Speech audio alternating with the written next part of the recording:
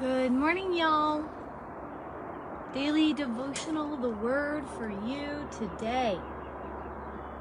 They looked, and there was a company of Ishmaelites coming on their way to Egypt. Genesis 37, verse 25.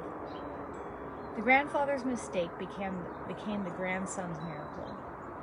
If Abraham and Sarah had been willing to wait a little longer, Isaac would have been born and the promise of God fulfilled.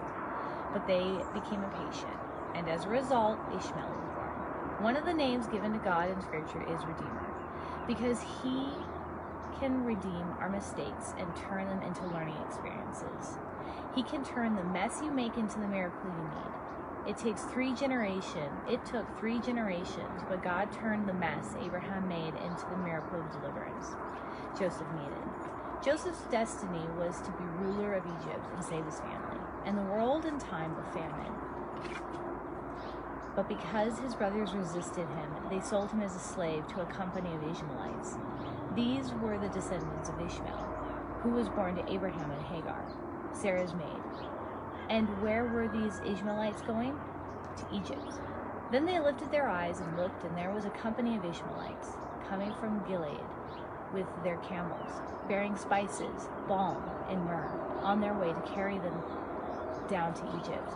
So the brothers pulled Joseph up and lifted him out of the pit and sold him to the Ishmaelites for 20 shekels of silver. And they took Joseph to Egypt. Verse 25 and 28. It's not over until God says it's over. He can turn the mess you made in the past into a miracle you need in the future. And that miracle will not only bless you, but others too. And perhaps those others will be in your own family, just as in the case of Joseph. Wishing you all a good day. Check out www.thewordforyou.com. God bless.